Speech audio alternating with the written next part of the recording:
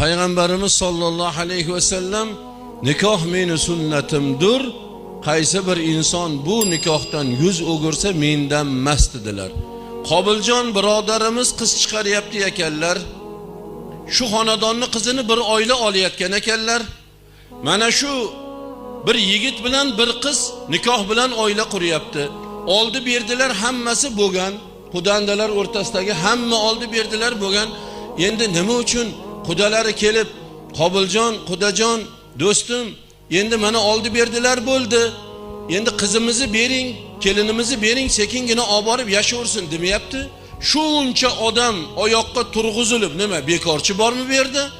Nimaga shuncha odam, shuncha shov-shuv, shuncha dabdaba? Shartmi? Shart ekan. A'linu nikoh, nikohni bildiringlar dedilar. E'lon qilinglar dedilar nikohni.